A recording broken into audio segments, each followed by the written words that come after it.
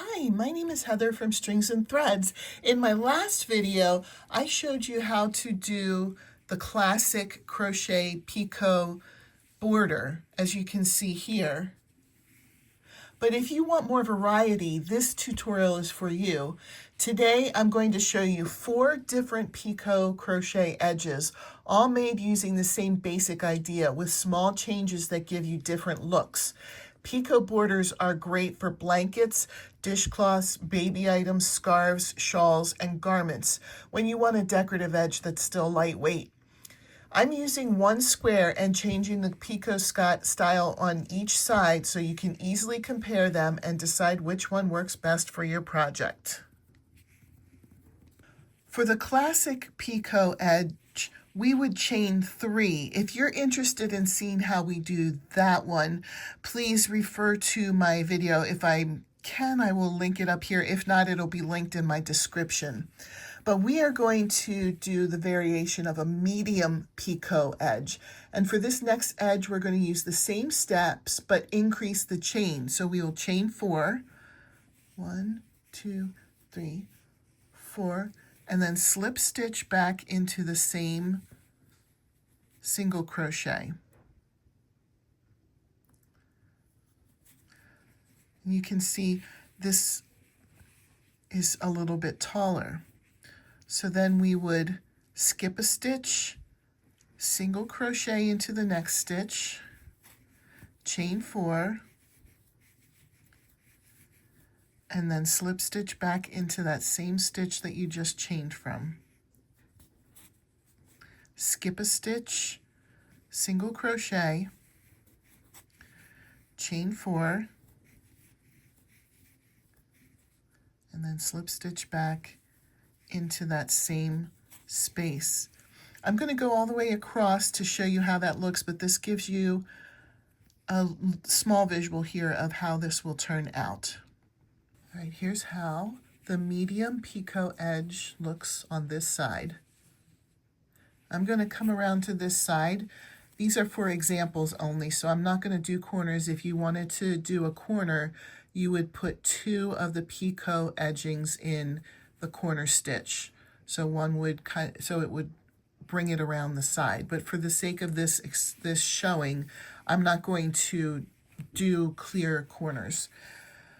So for the next one, we're going to do the large picot stitch, which is sometimes called the chain 5 picot. So it's just like it sounds. I have a single crochet in there. I'm going to chain 5 and then slip stitch back into the same stitch that I was in.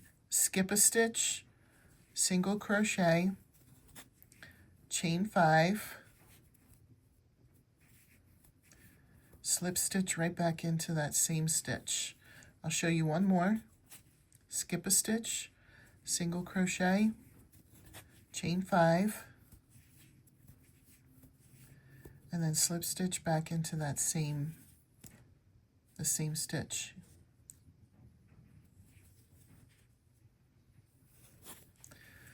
And you can already see that this one is a little bit larger than the medium. There's the medium and there's the large. I'm going to finish this side with the large so that you can see it, and then we'll move on to the next stitch.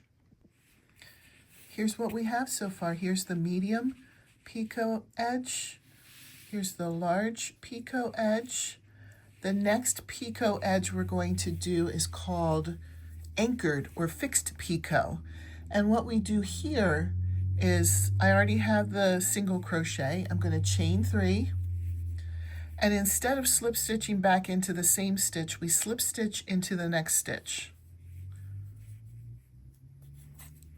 And then move on to the next stitch. Single crochet, chain 3, and then slip stitch into the next stitch, not the same, but the next stitch. And then in the next stitch, you single crochet, and we repeat that. You can see how that looks there. Anchoring the picot forward like this helps it lie flatter and gives the edge a more structured look. I'm going to finish this edge, and then we'll come back for our last picot edge. All right, here's what we have so far.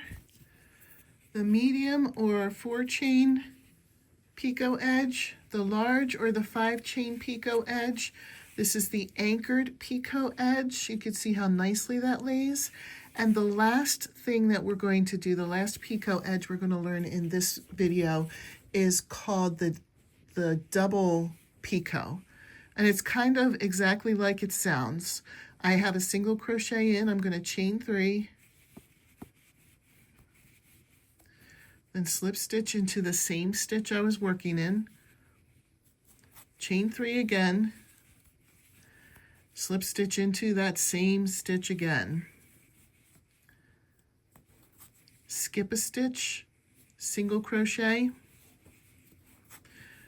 chain 3, slip stitch in that same stitch, chain 3,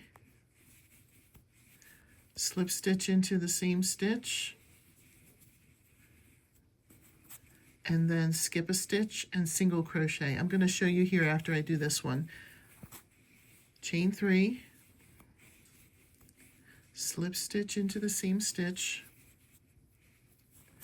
chain 3, slip stitch into the same stitch, and then we would skip one and single crochet. But let me show you how this looks so far. It looks fancy, but it's still very repetitive and beginner friendly. Let's finish the row. And here's how the double picot edge looks. Oh, that is so fancy. I like that one. All of these picot edges use the same basic idea. Small adjustments create very different finishes. Try them on different projects and see which one fits your style best.